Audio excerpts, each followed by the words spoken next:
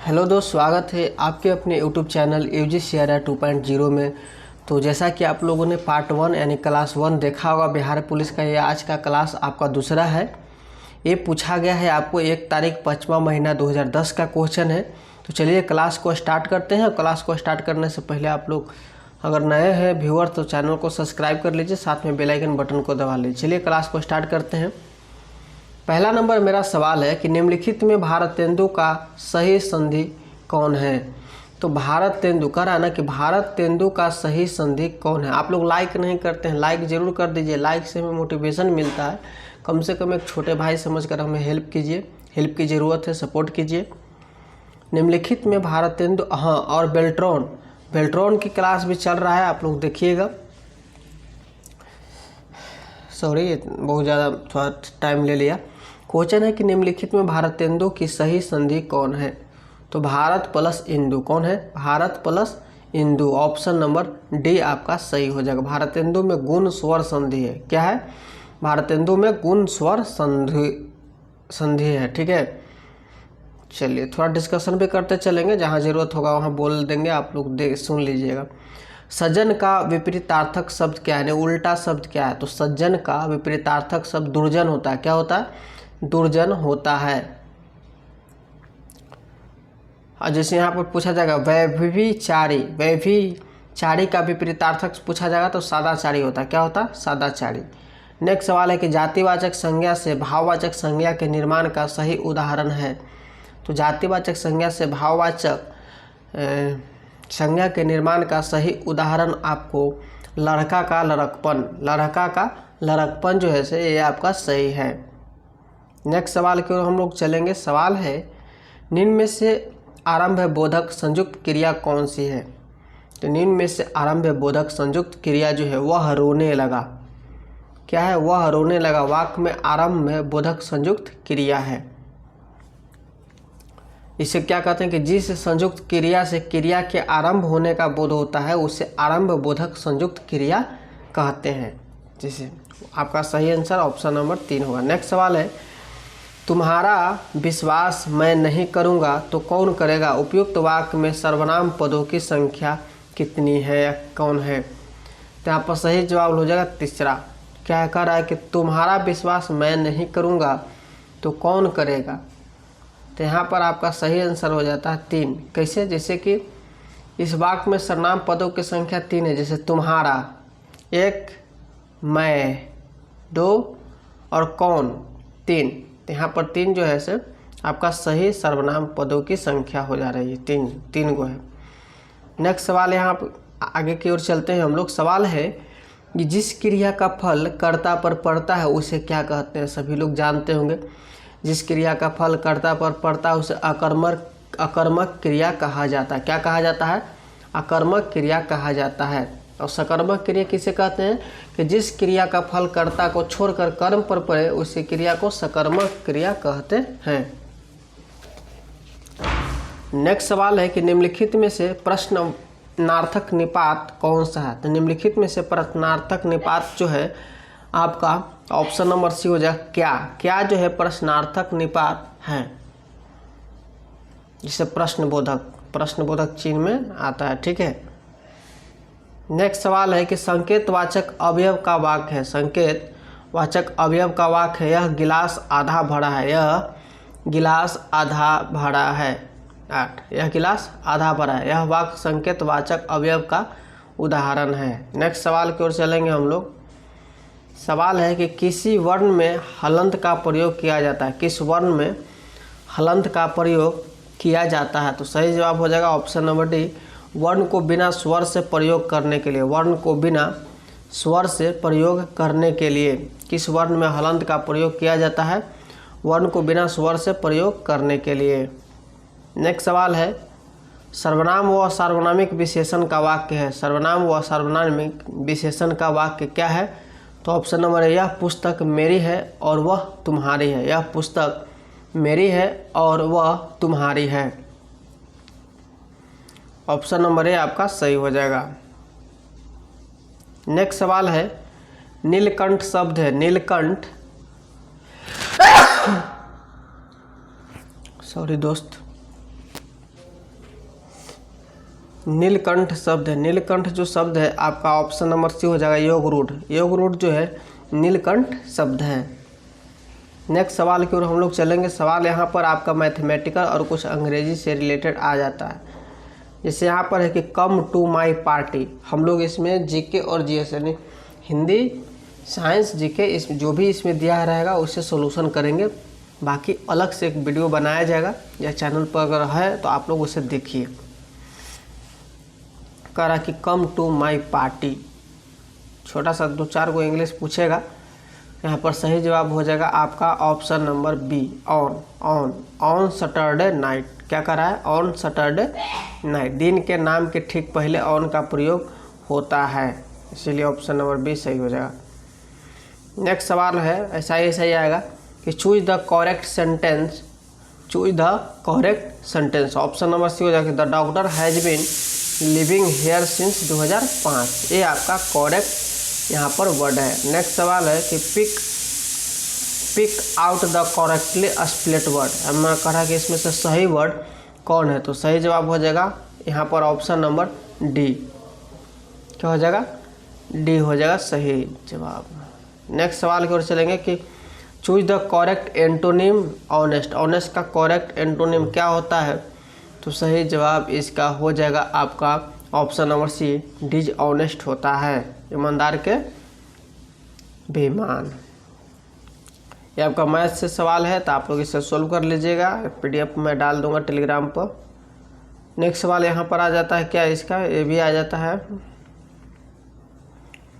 आपको हम लोग आगे चलते हैं, तो इस पर तो सॉल्यूशन होगा नहीं। इस सरलीकरण है, ये आपका वृत्त से क्वेश्चन है। ये भी इस तरह के भी क्वेश्चन आपसे पूछा जाएगा। चलिए हम लोग देखते हैं 26 नंबर से। क्वेश्चन है कि 1946 ईस्वी में उद्देश्यों संबंधी प्रस्ताव की रचना किसने की, तो सही जवाब हो जाएगा option number D, Jawaharlal Nehru ने की। नेक्स्ट सवाल है कि पृथक निर्वाचन पद्धति की शुरुआत निम्न में से किसके द्वारा हुई। कह रहा है कि पृथक निर्वाचन पद्धति की शुरुआत निम्न में से किसके द्वारा हुई, तो सही जवाब आपके हो जाएंगे option number C, Morley Minto सुधार। क्या कह रहा है कि मार्ले मिंटो सुधार के द्वारा हुई। जैसे 1909 के भारतीय परिषद अधिनियम को ही मार्ले मिंटो सुधार के नाम से जाना जाता है, ये भी याद रखिएगा आप लोग।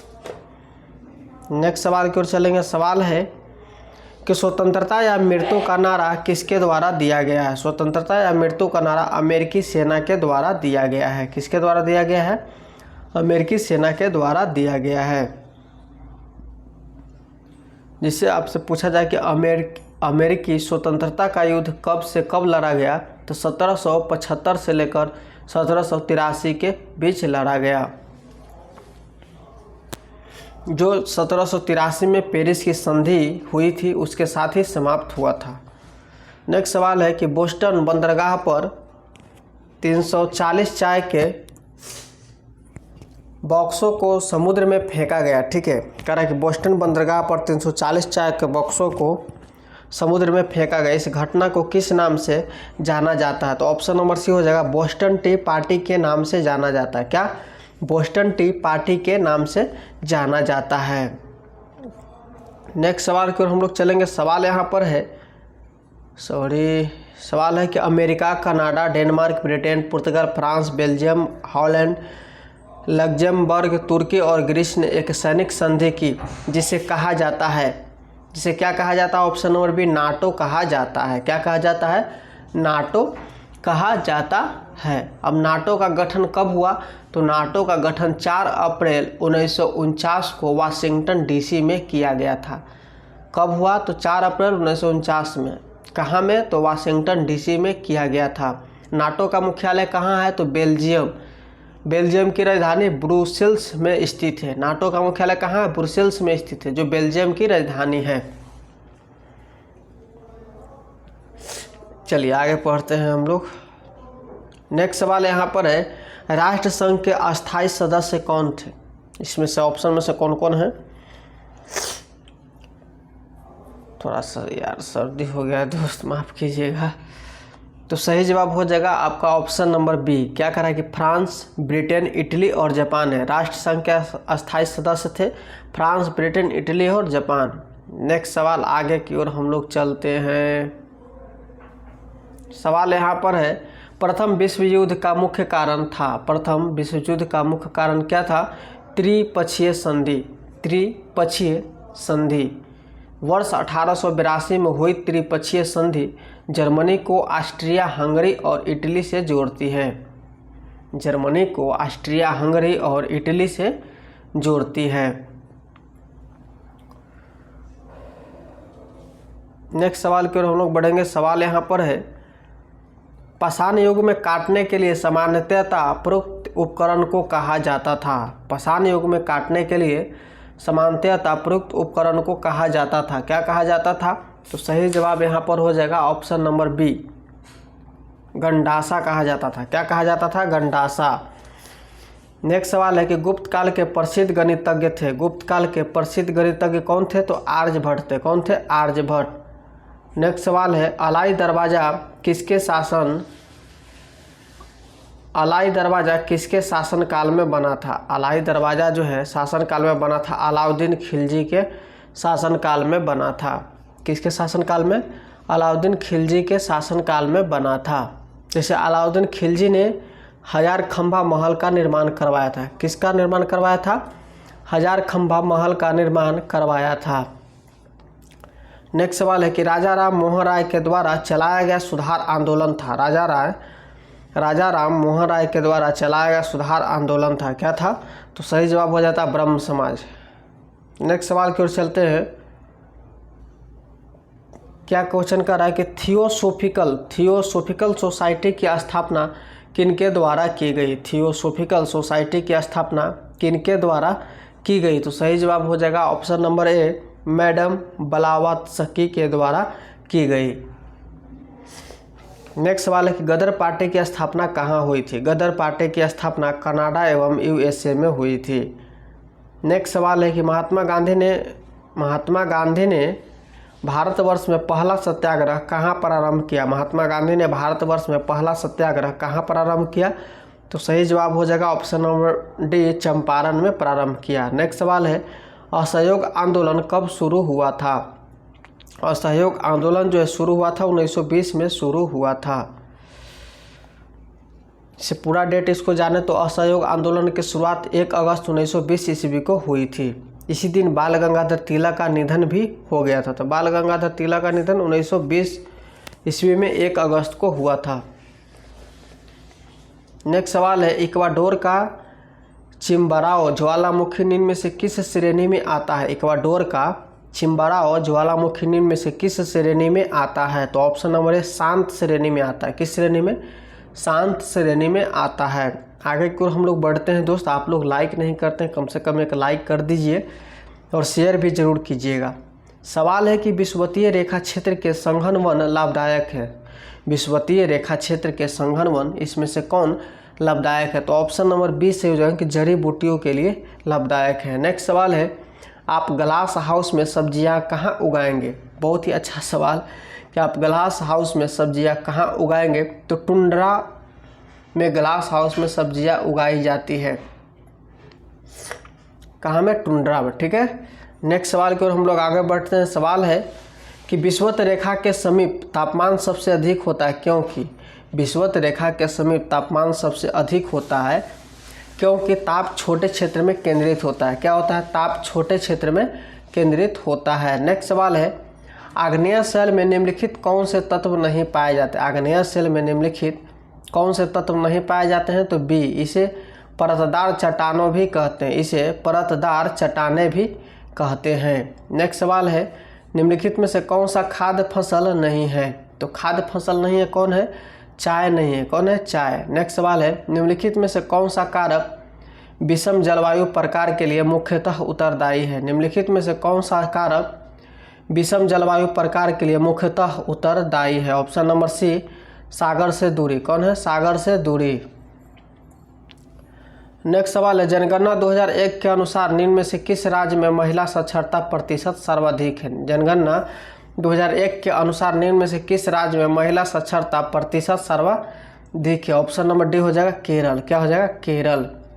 नेक्स्ट सवाल है, लिग्नाइट किस प्रकार का कोयला है? लिग्नाइट कोयला है आपका निम्न स्तर का कोयला है। किस प्रकार का कोयला है? निम्न स्तर का कोयला है। नेक्स्ट सवाल है, गेहूं किस जलवायु की फसल है? गेहूं किस जलवायु की फसल है? ऑप्शन नंबर डी शीतोष्ण जलवायु की फसल है। किस जलवायु की? शीतोष्ण जलवायु की फसल है। नेक्स्ट सवाल की ओर हम लोग आगे बढ़ते हैं। सवाल है, इंडियन कॉपर कॉरपोरेशन कहाँ स्थित है? इंडियन कॉपर कॉरपोरेशन कहाँ स्थित है? तो सही जवाब हो जाएगा ऑप्शन नंबर आपका सी, घाटशिला में स्थित है। नेक्स्ट सवाल है, निम्नलिखित में से कौन सा राज्य गेहूं के उत्पादन में प्रथम स्थान रखता है? तो ऑप्शन नंबर ए हो जाएगा उत्तर प्रदेश रखता है। कौन सा स्थान रखता है?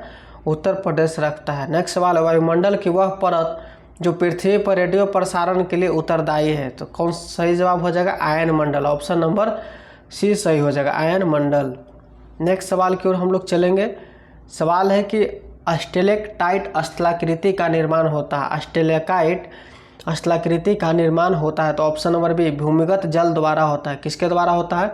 भूमिगत जल द्वारा होता है। नेक्स्ट सवाल है, दार्जिलिंग जिला किस राज्य का भाग है? दार्जिलिंग जिला जो है पश्चिम बंगाल का भाग है। नेक्स्ट सवाल की ओर चलेंगे हम लोग। विधान परिषद के सदस्य का कार्यकाल क्या है? तो ऑप्शन नंबर बी हो जाएगा 6 वर्ष है। क्या है? 6 वर्ष है। नेक्स्ट सवाल है कि नीति निर्देशक तत्व सरकार के मार्गदर्शन हेतु किसके द्वारा दिए गए हैं? तो नीति निर्देशक तत्व जो है आपको संविधान मार्गदर्शन किसके द्वारा दिए गए हैं? तो संविधान के द्वारा दिए गए हैं। नेक्स्ट सवाल की ओर हम लोग चलेंगे। सवाल यहाँ पर है आपके सामने, बहुत ही लॉलीपॉप क्वेश्चन है। पंचायती राज संस्थानों के जिला स्तर पर सर्वोच्च अंग का नाम क्या है? तो सर्वोच्च अंग का नाम है जिला परिषद। पंचायती राज संस्थानों के लिए जिला स्तर पर सर्वोच्च अंग का नाम क्या है? जिला परिषद नाम है। नेक्स्ट सवाल है कि किस राज्य में द्विसदनात्मक विधानमंडल नहीं है? तो ऑप्शन नंबर सी हो जाएगा केरल राज्य में द्विसदनात्मक विधानमंडल अभी तक नहीं है। जिसे मई 2022 तक की स्थिति के अनुसार भारत के 6 राज्यों में द्विसदनात्मक विधानमंडल है। 2022 तक की स्थिति जैसे कौन कौन? उत्तर प्रदेश, कर्नाटक, महाराष्ट्र, बिहार, आंध्र प्रदेश एवं तेलंगाना राज्य एवं विधान परिषद अस्तित्व में है। नेक्स्ट सवाल यहाँ पर आपके सामने है कि पंचशील निम्न देशों के बीच समझौता है। पंचशील निम्न देशों के बीच का समझौता कब है? तो ऑप्शन नंबर आपका सी हो जाएगा भारत और चीन। भारत और चीन के बीच पंचशील समझौता है। कब हुआ था? कि 29 अप्रैल 1954 ईस्वी को। भारत के प्रधानमंत्री कौन थे? तो पंडित जवाहरलाल नेहरू थे। कौन थे? पंडित जवाहरलाल नेहरू। एवं चीन के पहले प्रीमियर प्रधानमंत्री चाउ एन लाई के द्वारा पंचशील समझौता पर हस्ताक्षर किया गया था। ओके, आगे बढ़ते हैं। संयुक्त राष्ट्र में अमेरिका, ब्रिटेन, देखिए आप इतना ही से या फोकस कीजिएगा। जो क्वेश्चन होगा इसका आंसर सुनिएगा, ठीक है, ध्यान से। और इसको थोड़ा सा मैं डिफिनेशन दूंगा, उसे भी थोड़ा सा सुनना है। अगर आपके काम की चीज़ रहेगा तो याद हो जाएगा, नहीं काम की चीज़ रहेगा निकल जाएगा, ठीक है। सवाल यहाँ पर आपके सामने 61 है, ठीक है, थोड़ा सा ऊपर हो गया। 61 कहाँ गया? आ जाओ बाबू। चलिए, संयुक्त राष्ट्र में अमेरिका, ब्रिटेन, फ्रांस, रूस और चीन अस्थायी सदस्य है। कह रहा है कि संयुक्त राष्ट्र में अमेरिका, ब्रिटेन, फ्रांस, रूस और चीन अस्थायी सदस्य हैं। तो सही जवाब हो जाएगा आपका सुरक्षा परिषद के अस्थायी सदस्य। किसका है? सुरक्षा परिषद के अस्थायी सदस्य हैं। जैसे सुरक्षा परिषद संयुक्त राष्ट्र की कार्यपालिका है। क्या है? सुरक्षा परिषद संयुक्त राष्ट्र की कार्यपालिका है। इसका प्रमुख कर्तव्य अंतर्राष्ट्रीय शांति एवं सुरक्षा को बनाए रखना है। आगे सवाल की ओर हम लोग बढ़ेंगे। सवाल नंबर 62, भारत ने एक समझौते के तहत संयुक्त राष्ट्र को अपनी कौन सी सेना भेजने में सहमति दी? तो ऑप्शन नंबर डी हो जाएगा भारतीय शांति सेना। भारत ने एक समझौते के तहत संयुक्त राष्ट्र को अपनी कौन सी सेना भेजने की सहमति दी? भेजने पर सहमति दी भारतीय शांति सेना। तो दोस्तों आप लोग ज़रूर शुरू से अंत तक वीडियो को देखिएगा, बीच में मत भागिएगा, और हो सके तो दोस्तों के पास ज़रूर शेयर कीजिएगा। आप लोग अभी तक लाइक नहीं किए तो बस थोड़ा सा ब्रेक, आप लोग लाइक कर दीजिए और जाते जाते दोस्तों के पास ज़रूर शेयर कीजिएगा। चूँकि आप लोग लाइक में कंजूसी करते हैं तो हमें मोटिवेशन थोड़ा सा नहीं मिल पाता है। आप लोग जितना ज़्यादा हो सके एक छोटा भाई समझकर हमें सपोर्ट की ज़रूरत है। आप लोगों के लिए वीडियो लाया हूँ रिवीजन के तौर पर। जैसे हम लोग IAS में क्रैश कोर्स करते हैं ना, बस आप लोग को सभी कुछ याद है और 2 महीना में एग्ज़ाम आपको ले लेगा, ठीक है ना। 8वां महीना में शायद इसका नोटिफिकेशन आया है, आपको एग्ज़ाम लेगा। तो अभी से हम लोग थोड़ा थोड़ा देखते जाना है, गाना कम सुनेंगे, पढ़ेंगे ज़्यादा, ठीक। नेक्स्ट सवाल है कि प्रत्यक्ष प्रजातंत्र का अस्तित्व किस देश में? तो सही जवाब आपका हो जाएगा ऑप्शन नंबर 3, स्विट्जरलैंड में। प्रत्यक्ष प्रजातंत्र का अस्तित्व किस देश में है? तो स्विट्जरलैंड में है। आगे चलते हैं। देखिए सार्क आ गया, बहुत ही अच्छा सवाल है, ठीक है, कि सार्क में मुख्य भूमिका निभाने वाला देश कौन है? सार्क जो है ना, इसे VVI लगा लीजिएगा, हो सके तो एग्जाम में आएगा। सार्क में कह रहा है कि सार्क में मुख्य भूमिका निभाने वाला कौन देश है? तो सही जवाब हो जाएगा ऑप्शन नंबर C, भारत। कौन सा है? तो भारत देश। सार्क का फुल फॉर्म भी पूछेगा तो south Asian association for regional corporation. क्या होता है? South Asian association for regional cooperation होता है, ओके। की स्थापना कब हुई? अब पूछा जाएगा कि सार्क की स्थापना कब हुई? तो 8 दिसंबर, मैं थोड़ा सा इस पर लिख देता हूँ, 8 दिसंबर 1985 को ढाका में की गई थी। 1985 को सार्क की स्थापना 8 दिसंबर 1985 को ढाका में की गई थी, ओके। दिमाग में सेट कर लीजिए, आएगा क्वेश्चन। नेक्स्ट सवाल है कि अनुच्छेद 19 के अंतर्गत कौन सा स्वतंत्रता का अधिकार नहीं है? अनुच्छेद 19 के अंतर्गत कौन सा स्वतंत्रता का अधिकार नहीं है? तो सही जवाब हो जाएगा आपका ऑप्शन नंबर C, व्यक्तिगत मतलब जैसे हम लोग रहते हैं ना, पर्सनल स्वतंत्रता का अधिकार नहीं, ओके। ऑप्शन नंबर C आपका सही हो जाएगा, ठीक है। और आगे हम लोग चलते हैं। जैसे अब इसमें बहुत से आ जाते हैं, जैसे 19 के 1 के क में क्या आता है? उपन कि भाषण और अभिव्यक्ति की स्वतंत्रता का अधिकार है। 19 के ख में क्या आता है? शांतिपूर्ण तथा हथियार रहित सम्मेलन का अधिकार है। इसी तरह से बहुत से संविधान में आपको मिलेगा। इम्पोर्टेंट चीज़ों को थोड़ा मैं ध्यान में दे दिया। नेक्स्ट सवाल है कि निम्नलिखित में से कौन सी भारतीय संविधान की विशेषता नहीं है? भारतीय संविधान की विशेषता नहीं है कि एक अलिखित संविधान। ऑप्शन नंबर B आपका सही हो जाएगा, एक अलिखित संविधान, ओके। आगे चलते हैं। नेक्स्ट सवाल है कि उच्च न्यायालय की न्यायाधीश की रिटायरमेंट की उम्र है। देखिए बहुत ही इंपॉर्टेंट चीज़, कभी कभी पूछा जाता है कि उच्च न्यायालय के न्यायाधीश के रिटायरमेंट की उम्र कितना है? तो इसका उम्र हो जाता है 62 साल। कितना है? 62 साल है, ठीक है। आगे की ओर हम लोग बढ़ेंगे कि राज्य का एक मूलभूत तत्व है। राज्य का एक मूलभूत तत्व क्या है? संप्रभुता है। क्या है? संप्रभुता है। राज्य के जैसे 4 मूलभूत तत्व हैं। कौन कौन? राज्य के 4 मूलभूत तत्व है, भूमि, जनसंख्या, सरकार एवं संप्रभुता। याद रख लीजिए, ऑप्शन में पूछा जाएगा। संप्रभुता नहीं रहता, सरकार रहता तो आपको मारना है सरकार, जनसंख्या रहता तो आपको टिक आउट करना है, भूमि रहता तो उसे भी टिक आउट करना है। तो याद रखिए कौन कौन है 4 के सरकार राज्य के 4 मूलभूत तत्व, भूमि, जनसंख्या, सरकार एवं संप्रभुता, यानी कि आपका ऑप्शन नंबर D सही है। आगे सवाल है कि संयुक्त राष्ट्र अंतर्राष्ट्रीय बाल आपातकाल फंड का लघु रूप क्या है? अभी नहीं तो कभी नहीं दोस्तों, ठीक है ना। बीच बीच में थोड़ा मोटिवेट होते रहिए, मोटिवेशन के साथ पढ़ाई कीजिए, क्योंकि इस बार तो हम लोग को बिहार पुलिस लेना ही है, ठीक है। इस बार हो सके तो शायद ऑनलाइन एग्ज़ाम की व्यवस्था हो रहा है, तो कोई बात नहीं, हम लोग पढ़े रहेंगे, बना लेंगे क्वेश्चन है कि संयुक्त राष्ट्र अंतर्राष्ट्रीय बाल आपातकाल फंड का लघु रूप है। तो इसका सही जवाब हो जाएगा यूनिसेफ। यूनिसेफ का पूरा नाम अगर आपसे पूछा जाता है United Nations International Children's Emergency Fund है। यूनिसेफ बहुत ही इम्पोर्टेंट है, ये आपको एग्जाम में पूछा जाएगा। इसकी स्थापना हुई थी 11 दिसंबर 1946 को की गई थी। कब की गई थी? 11 दिसंबर 1946 की गई थी। यूनिसेफ का मुख्यालय कहाँ है? तो न्यूयॉर्क में। कहाँ में है? न्यूयॉर्क में है। और आगे हम लोग चलते हैं नेक्स्ट सवाल की ओर। ठीक है, बहुत कुछ उसमें जानना है, तो वीडियो लंबा हो जाए तो आप लोग को भी बोरिंग लगने लगेगा कि क्या टाइम बकवास करते रहते हैं इसमें। इसीलिए चलिए पढ़ते चलिए, जहाँ जहाँ इम्पोर्टेंट है मैं आपको बताते जाऊँगा।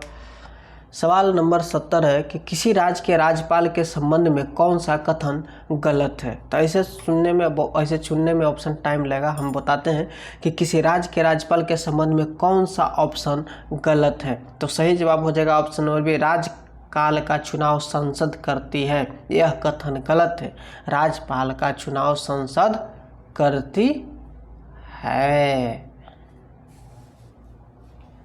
लेकिन इसमें थोड़ा सा हमें डाउट है, तो इसे मैं कटकुट कर देता हूँ। आप लोग इसका आंसर ज़रूर बताइएगा, ठीक है ना। हमें थोड़ा सा कन्फ्यूजन है। ओके, नेक्स्ट सवाल है, तरंगे जो कि धातुओं में संचारित होती है, तरंगे जो कि धातुओं में संचारित होती है। तो सही जवाब हो जाएगा ऑप्शन नंबर सी, यानी केवल अनुदैर्ध्य एवं केवल अनुप्रस्थ में, यानी ऑप्शन नंबर ए एवं बी। अब यहाँ से साइंस का क्वेश्चन आ गया, धुआं धुआं एकदम कर देना है। ठीक है, क्वेश्चन है कि एक चाबी भरी गाड़ी की कमानी से किस प्रकार की ऊर्जा होती है। तो जैसे एक चाबी भरी गाड़ी, ठीक है, चाबी जो है गाड़ी में डाला गया है कि कमानी में किस प्रकार की ऊर्जा होती है। तो सही जवाब हो जाएगा स्थितिज ऊर्जा। चूँकि डाला गया है तो स्थितिज ऊर्जा है, उसको चालू करेंगे तब तो आगे बढ़ेगा। नेक्स्ट सवाल है, यहाँ पर बहुत ही अच्छा सवाल है कि 50 N यानी न्यूटन के, इसका मतलब होता है न्यूटन के एक बल का एक्स अक्ष पर घटक 30 न्यूटन, इसका वाई अक्ष पर अक्ष की दिशा का घटक क्या होगा। तो ये तो फार्मूला से बनेगा दोस्त, जिससे इसका फार्मूला हो जाएगा आर बराबर निकालने के रूट अंदर A square plus B square plus 2ab cos theta. तो इसका थोड़ा टेढ़ा मेढ़ा है, 40 न्यूटन हो जाएगा, याद रख ले, सोल्व कर लीजिएगा, फार्मूला हो जाएगा। नेक्स्ट सवाल है कि 0 डिग्री सेल्सियस पर 5G बर्फ है और 45 डिग्री सी पर 20 ग्राम जल को मिश्रित किया जाता है, मिश्रण का तापमान क्या होगा। देखिए, एग्जाम में कौन लोग पास करते हैं, हल्का तो सभी लोग बना लेते हैं, लेकिन कुछ कुछ चीज़ें टफ होते हैं, उसको बनाने पर आप एग्ज़ाम को बिल्कुल आसानी से क्वालिफाई कर सकते हैं। तो इसको भी देखना है, रट लीजिए, नहीं समझ में आ रहा है तो आएगा तो इसे टिक आउट कर देना है। सवाल नंबर 74 कि 0 डिग्री सेल्सियस पर 5G बर्फ और 45 डिग्री सी पर 20G जल को मिश्रित किया जाता है, मिश्रण का तापमान क्या होगा। ऑप्शन नंबर बी होगा 20 डिग्री सेल्सियस होगा। नेक्स्ट सवाल की ओर चलेंगे हम लोग। सवाल है, एक रॉकेट जिस सिद्धांत पर कार्य करता है वह गति का तृतीय नियम है। क्या है? गति का तृतीय नियम है। नेक्स्ट सवाल है, एक पत्थर एक भवन की छत से छोड़ने पर पृथ्वी की सतह तक गिरने में 4s लेता है, भवन की ऊंचाई क्या है। देखिए, ये त्रिकोणमिति टाइप के क्वेश्चन आ गया ना, इसका सही जवाब हो जाएगा 78.4 mm। क्या है? 78.4 mm। जैसे इसका फार्मूला है कि भवन की ऊंचाई बराबर, यानी एस बराबर हाफ GT स्क्वायर होता है, तो 1/2 गुने जी का मान 9.8 होता है ना बाबू। देखो 1.2 गुने हम लोग बोले ना GT स्क्वायर, तो 9.8 गुने 4 स्क्वायर हो बोले GT स्क्वायर, तो 4 स्क्वायर यहाँ हुआ।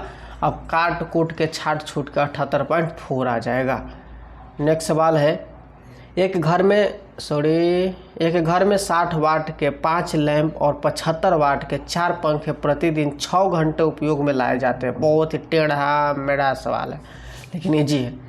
30 दिन के 1 महीने में उपयोग की गई कुल यूनिट। जैसे हम लोगों को पूछा जा रहा है कि आपके घर में 60 वाट के 5 गो बल्ब जलते हैं और 75 वाट के 4 गो पंखा प्रतिदिन 6 घंटे चलते हैं। जैसे 60 वाट के 5 गो बल्ब, 75 वाट के 4 पंखा 6 घंटा प्रतिदिन चलते, तो 6 × 30 यानी 300 वाट। अब 75 में 4 से गुना कर दीजिए, उसके बाद 30 दिन का निकालना है। ठीक है, तो यहाँ पर एक बहुत ही अच्छा फार्मूला दिया हुआ होगा। जैसे एक फार्मूला यहाँ पर क्या है कि हम लोग को 1000 वाट से भागा देना होगा। ठीक है, 1000 वाट से भागा देना होगा। जैसा कि हम लोगों ने बोला कि 60 गुने 5 कीजिए, और उसके बाद फिर कितना कीजिए, 75 गुने 4 कीजिए। ठीक है, तो इसको आप लोग सोल्यूशन कर लीजिएगा। ठीक है, आगे बढ़ते हैं। इसका सही जवाब हो जाएगा 77 नंबर का option number 108 unit. Okay, screenshot छाप लीजिएगा, ठीक है। नेक्स्ट सवाल है, एक तरंग 0.8 सेकेंड में 24 चक्र पूरा करती है, तरंग की आवृत्ति क्या है? बहुत से लोग न्यूमेरिकल तो छोड़ेंगे, लेकिन अगर आपको याद रहेगा तो बना दीजिएगा। तो थोड़ा मोड़ा मैं बताते चलूँगा, हिंट लेके काम कर लेना, ठीक है। कह रहा है कि एक तरंग 0.8 सेकेंड में 24 चक्र पूरा करती है, तो तरंग की आवृत्ति 30 हर्ट्ज है। तरंग की आवृत्ति कितना है? तो 30 हर्ट्ज है। Option number A. कैसे?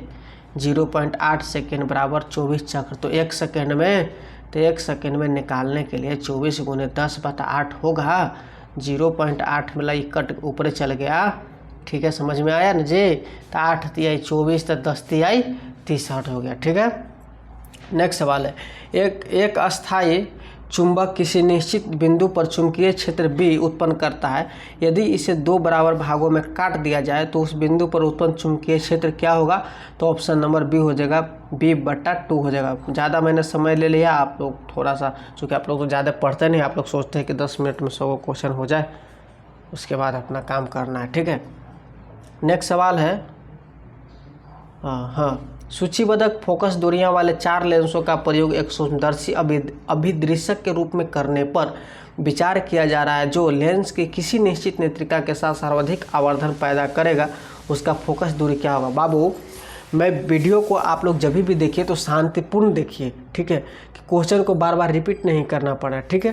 टाइम कम लगेगा, ज़्यादा क्वेश्चन सोल्व होगा। ऑप्शन नंबर भी हो जाएगा 5 mm, ठीक है।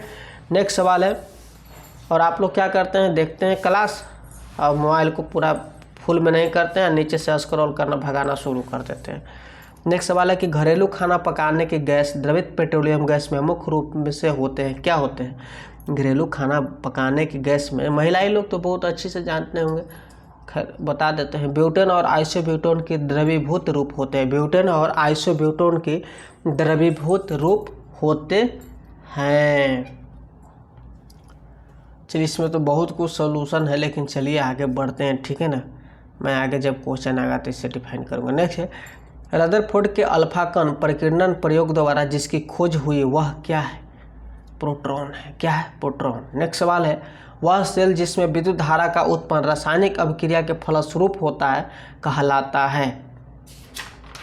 क्या कहलाता है? तो ऑप्शन नंबर ए, विद्युत रासायनिक सेल कहलाता है। देखिए, टिक लगाने के चक्कर में उड़ जा रहा है बाबू, गर्मी भी बहुत ज़्यादा है ना।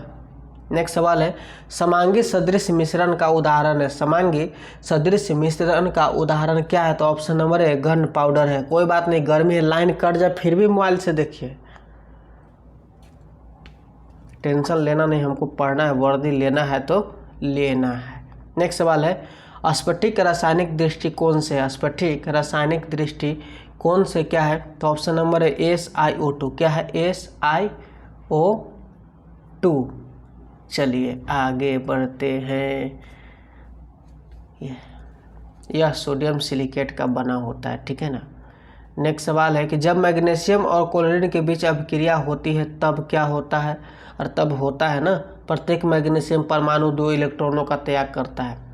जब मैग्नीशियम और क्लोरीन के बीच अभिक्रिया होती है तब प्रत्येक मैग्नीशियम परमाणु 2 इलेक्ट्रॉनों का त्याग करता है। नेक्स्ट सवाल है आपके सामने कि वह तरल जो ऑक्सीकारक तथा अवकारक दोनों की तरह कार्य करता है, वह तरल जो ऑक्सीकारक तथा अवकारक दोनों की तरह कार्य करता है हाइड्रोजन पेरोक्साइड कहलाता है। हाइड्रोजन पेरोक्साइड कहलाता है। अगर आपसे फार्मूला पूछा जाएगा तो H2O2 होता है हाइड्रोजन पेरोक्साइड का। ओके, आगे बढ़ते हैं। नेक्स्ट सवाल है, निम्नलिखित में से किस अणु में द्विबंध है? निम्नलिखित में से किस अणु में द्विबंध है? तो ऑप्शन नंबर 3, O2।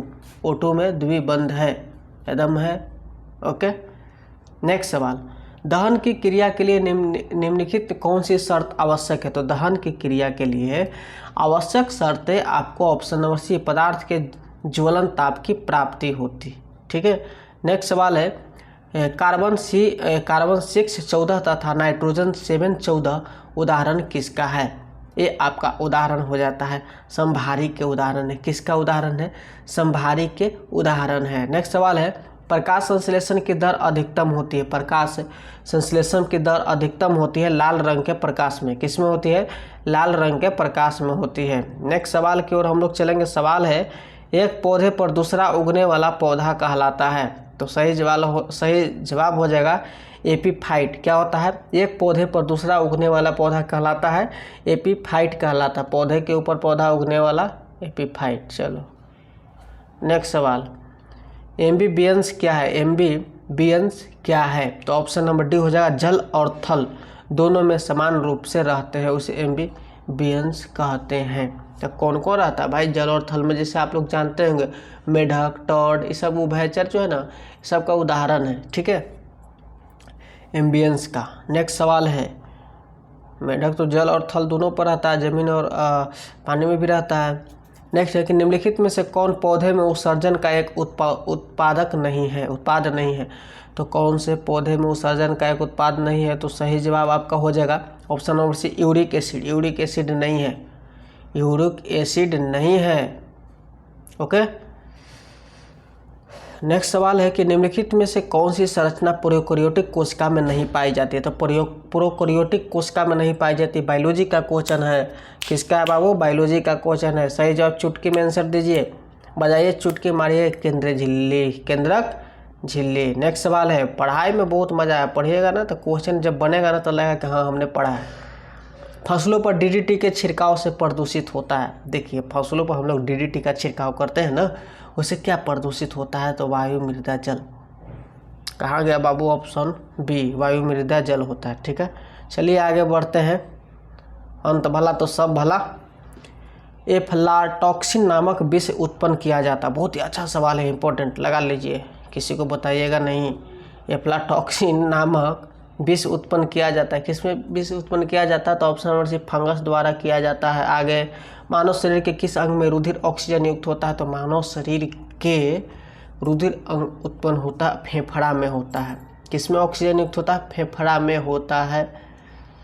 आगे हम लोग बढ़ते हैं, जैसे फेफड़ा में ही रुधिर ऑक्सीजन से घुलकर शुद्ध रक्त में परिवर्तित होता है। ठीक है, नेक्स्ट है, सुमेलित युग्म नहीं है। सुमेलित युग्म में इसमें से कौन नहीं है? 4 गो ऑप्शन है, अब जिसको याद रहेगा वही ना बनाएगा भैया। ये नहीं है, साल्मोनेला कुष्ठ नहीं है। तो साल्मोनेला कुष्ठ युग्म सुमेलित नहीं है, बाकी सब सुमेलित है। चलो याद रखिएगा, प्लाज्मोडियम मलेरिया से है, टीनिया सोलियम टीनियासिस से है, पैराथर्मोमन ऑरेस्टिओपोरोसिस से है। ठीक है, नेक्स्ट सवाल, अंत भला तो सब भला। चलिए, सब रोगों का निदान है। मियोसिस के लिए कौन सा कथन सही है? मियोसिस के लिए कथन आपका ऑप्शन नंबर बी, मियोसिस 1 अर्धसूत्री विभाजन है। कौन है? मियोसिस 1 अर्धसूत्री विभाजन है। तो चलिए दोस्तों, आज का सेशन मेरा कंप्लीट होता। अच्छा लगा तो वीडियो को लाइक कीजिए, दोस्तों के पास ज़रूर शेयर कीजिए। अच्छा तो लगा ही होगा, एक लाइक करने में आपको कोई पैसा खर्च करने की ज़रूरत नहीं, एक लाइक ज़रूर कर दीजिए अगर शुरू से अंत तक देखे होंगे तो। ठीक है दोस्त, मिलेंगे नेक्स्ट वीडियो में। बेस्ट ऑफ लक, तैयारी करते रहिए।